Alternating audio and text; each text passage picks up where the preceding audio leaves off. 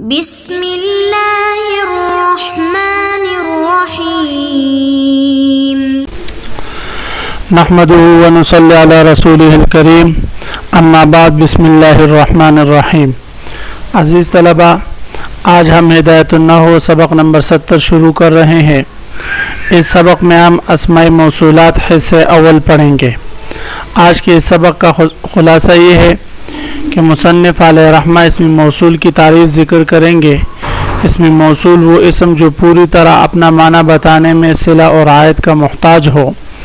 صلہ سے مراد وہ جملے خبریہ جو اسم موصول کے بعد واقع ہو، اور عائد سے مراد صلے میں موجود وہ ضمیر جو اسم موصول کی طرف راجع ہو، جیسے جاء الذی ضرب زیدن، جاء یہ فعل ہے اور الذی اسم موصول بمعصلہ یہ اس کے لیے مسند الیہ فاعل ہے، الذی یہ اسم موصول ہے، یہ اپنا معنی پوری طرح بتلانے میں صلہ اور عائد کا محتاج ہے۔ صلے سے مراد ضرب زیدن یہ جملہ خبریہ ہے، اور عائد سے مراد ضرب میں جو ضمیر ہے جو الذی کی طرف لوٹ رہی ہے وہ ضمیر مراد ہے۔ تو عزیز طلبہ، اب ہم آتے ہیں کتاب کی طرف۔ سب سے پہلے ہم عبارت پڑھتے ہیں۔ فصل الاسم الموصول الموصول اسم لا يصلح ان يكون جزءا تاما من جملة الا بصلة بعده، والصلة جملة خبرية ولا بد من عائد فيها يعود الى الموصول، مثاله الذي في قولنا جاء الذي ابوه قائم او قام ابوه، والذي للمذكر واللذان والذين لمثناه، واللتي للمؤنث واللتان واللتين لمثناه، والذين والأولى لجمع المذكر، واللاتي واللواتي واللائي واللائي لجمع المؤنث، وما ومن وأي وأية وذو بمعنى الذي في لغة بني طي، كقول الشاعر فإن الماء ماء أبي وجدي وبئري ذو حفرت وذو طويت۔ اس فصل میں مصنف علیہ رحمہ مبنیات کی چوتھی قسم اسم موصول کا ذکر فرما رہے ہیں۔ یہ بھی مبنی کی ایک قسم ہے، اور اسم موصول مشابہ بالمبنی ہے، اور اس کی مبنی الاصل کے ساتھ مشابہت اس طرح ہے جس طرح مبنی الاصل حرف اپنا معنی بتلانے میں اسم اور فعل کا محتاج ہوتا ہے، تو یہی احتیاج اسم موصول میں بھی ہے کہ یہ اپنا معنی بتلانے میں صلہ اور عائد کا محتاج ہوتا ہے۔ تو اس صفت احتیاج کی وجہ سے اس کی مشابہت جو ہے وہ مبنی الاصل کے ساتھ ہے، اور اس کو مبنیات میں شمار کیا گیا۔ تو اسم موصول اسم ایسا اسم ہے لا یصلح ان یکون جزءا تاما، جو صلاحیت نہ رکھے اس بات کی کہ وہ جزء تام بن جائے من جملتن کسی جملے کا، الا بصلۃ مگر صلے کے ساتھ، بعدہ اس حال میں کہ وہ صلہ اس کے بعد مذکور ہو۔ یعنی اسم موصول کسی بھی جملے کا جزء تام اسی صورت میں بنے گا جب اس کے بعد صلہ ہو، اور اس صلے میں صلہ ہو، یعنی صلے کے ساتھ مل کر وہ کسی بھی جملے کا جزء تام بنے گا، اس کے بغیر نہیں۔ وصلۃ جملۃ خبریۃ، صلہ ہمیشہ جملے خبریہ ہوگا، جملہ انشائیہ وہ صلہ نہیں بن سکتا۔ جملہ خبریہ سے مراد جملہ اسمیہ جملہ فعلیہ دونوں ہیں، لیکن جملہ انشائیہ وہ صلہ نہیں بن سکتا۔ اس کی وجہ یہ کہ جملہ انشائیہ ربط کو قبول نہیں کرتا، جبکہ صلہ کے لیے اپنے موصول کے ساتھ مربوط ہونا یہ ضروری ہے۔ ولا بد من عائد فيها يعود الى الموصول، پھر اس صلہ میں عائد کا ضمیر کا ہونا ضروری ہے، یعود جو لوٹ رہی ہو الى الموصول اسم موصول کی طرف۔ مثال اس کی مثال الذی فی قولنا، الذی ہے جیسے ہمارے اس قول میں جاء الذی ابوہ قائم، جاء فعل ہے، الذی اسم موصول ہے۔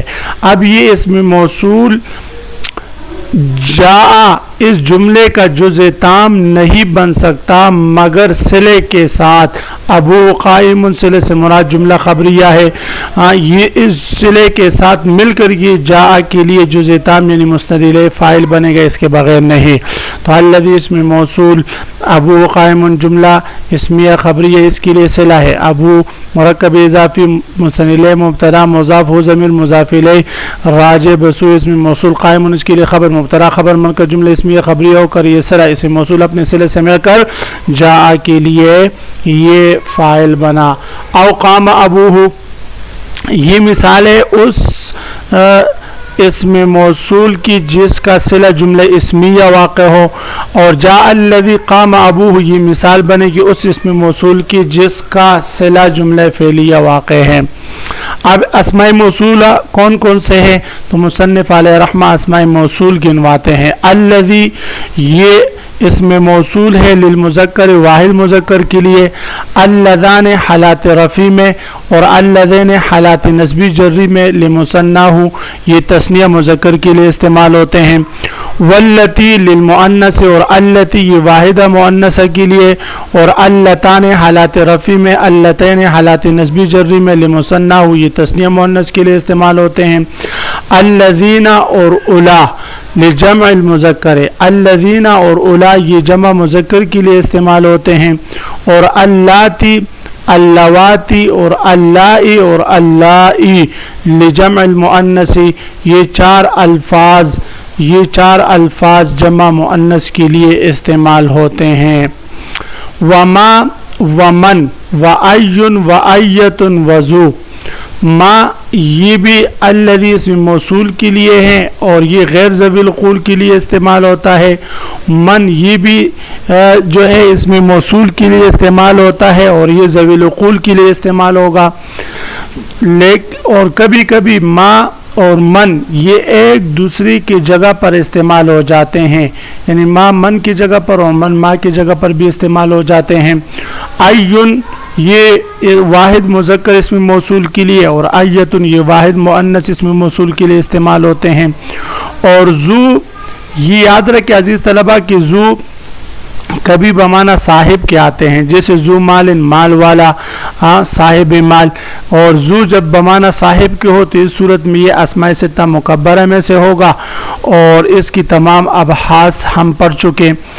اور کبھی لیکن بنو تے کے لغت میں ذو کبھی الذی کے معنی میں بھی استعمال ہوتے ہیں، اور ذو بمعنی الذی اور ذو بھی الذی کے معنی میں ہے فی لغت بنو تے کے لغت میں. کا قول شاعر جس طرح کہ بنو تے کا یہ ایک شاعر ہے، اس شاعر کے بارے میں ایک قول یہ ہے کہ اس شاعر کا نام سنان تھا، اور دوسرا قول یہ ہے کہ یہ عبد المطلب کا شعر ہے. بہرحال فَإِنَّ الْمَاءَ مَاءُ أَبِي وَجَدِّي وَبِئْرِي ذُو حَفَرْتُ وَذُو طَوَيْتُ. تو عزیز طلبہ سب سے پہلے ہم اس شعر کی لغوی اور ترکیبی حیثیت سے بات کریں گے، پھر ترجمہ، اور اس کے بعد پھر محل استشہاد سے ہم بات کریں گے. تو فَإِنَّ یہ حرف از حرف مشبہ بالفعل، الماء اس کے لیے اسم ہے، ماء یہ مضاف ہے پانی کو کہتے ہیں، اور ابھی مضاف الیہ مضاف ہے، یا ضمیر مضاف الیہ مضاف الیہ مل کر یہ معطوف علیہ، وہ حرف عطف جدی یہ مرکب اضافی معطوف علیہ اپنے معطوف سے مل کر یہ مضاف الیہ بنا ماء کے لیے، ماء مضاف اپنے مضاف الیہ سے مل کر یہ ان کے لیے خبر بنا، تو جملہ اسمیہ خبریہ ہوا. وَبِئْرِ ذُو حَفَرْتُ وَذُو طَوَيْتُ، اور بئری یہ مرکب اضافی مسند الیہ مبتدا مضاف یا ضمیر مضاف الیہ مضاف الیہ مل کر یہ موصوف، ذو بمعنی الذی اسم موصول، حفرت یہ فعل اور تو ضمیر اس کے لیے فاعل، اور وہ ضمیر مفعول بھی محذوف ہے. حفرتہ تا اصل میں جو راجع ہے بسو اسم موصول کے، تو اسم موصول اپنے صلے سے مل کر یہ معطوف علیہ وہ حرف عطف ذو طویتو کی ترکیب بھی اسی طرح ذو بمعنی الذی اسم موصول اور طویتو فعل، تو ضمیر اس کے لیے فاعل، ہو ضمیر مفعول بھی راجع بسو اسم موصول کے، طویتہ تا اصل میں. تو اسم موصول اپنے صلے سے مل کر یہ معطوف بنا، معطوف علیہ اپنے معطوف سے مل کر یہ صلہ معطوف علیہ اپنے معطوف سے مل کر یہ صفت بنا بئری مرکب اضافی کے لیے. تو موصوف اپنے صفت سے مل کر یہ خبر بنا مبتدا محذوف کے لیے. اصل میں تا البئر بئری ذو حفرت وذو طویت. عزیز طلبہ جب آپ اس ترکیب کی لغوی اور ترکیبی حیثیت سمجھ گئے تو اب اس کا ترجمہ سنیں. فإن الماء ماء أبي وجدي، بے شک اس کنویں کا پانی، یعنی ایک کنویں پر جھگڑا تھا. بعض قوم والے کہتے تھے یہ کنواں ہمارا ہے، دوسرے قوم قبیلے والے کہہ رہے تھے کہ یہ ہمارا ہے. تو اب شاعر کہتا ہے بنو طے کا کہ فإن الماء ماء أبي وجدي، کہ یہ پانی، اس کنویں کا پانی میرے باپ دادا کا پانی ہے. وبئری ذو حفرت وذو طویت، اے البئر بئری، اور یہ کنواں میرا کنواں ہے. ذو حفرت، وہ کنواں، ذو حفرت جس کو میں نے خود کودا ہے، جس کی کھدائی میں نے خود کی ہے. وذو طویت، اور یہ وہ کنواں ہے ذو طویت جس کی منڈیریں میں نے خود بنائی ہے. طوایتوی طویین کا معنی آتا ہے مٹی وغیرہ کسی چیز پر لگانا.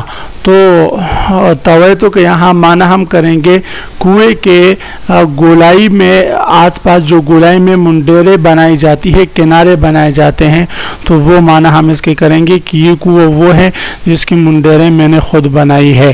تو یہ اس کا ترجمہ ہوا. اب محل استشہاد کی طرف آتے ہیں عزیز طلبہ. تو فرماتے ہیں محل استشہاد یہاں پر یہ ہے کہ زو اور زو کا لفظ جو استعمال ہوا ہے 2 مرتبہ، اور بئری ذو حفرت و ذو طویت، تو یہ زو دونوں مواقع میں الذی کے معنی میں ہے. اصل میں عبارت ہے الذی حفرتہ و الذی طویتہ.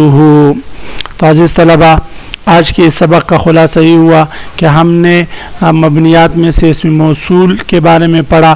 اسم موصول مشابہ مبنی کیوں ہے اس کی وجہ میں نے بتائی، پھر اسم موصول کی تعریف، پھر صلہ کے بارے میں بتایا کہ صلہ جملہ خبریہ ہوتے، جملہ انشائیہ نہیں ہو سکتا، پھر آیت کے بارے میں بتایا، اور اس کے بعد اسم موصولات کون کون سے ہیں، ما، من اور ایون، اور ما، من اور ایون اور ایتن کے بارے میں بتایا. پھر اس کے بعد ذو بھی اسماء موصولہ ہے بنو طے کی لغت میں، اور ذو بمعنی صاحب کی بھی آتے ہیں، اس صورت میں اسماء ستہ مکبرہ میں سے ہوگا. تو عزیز طلبہ کل میں انشاءاللہ آپ حضرات سے اسم موصول کی تعریف اور صلہ کے بارے میں اور آیت کے بارے میں پوچھوں گا. آپ حضرات نے خوب تیاری کر کے اگلے سبق میں حاضر ہونا ہے. وآخر دعوانا ان الحمدللہ رب العالمین.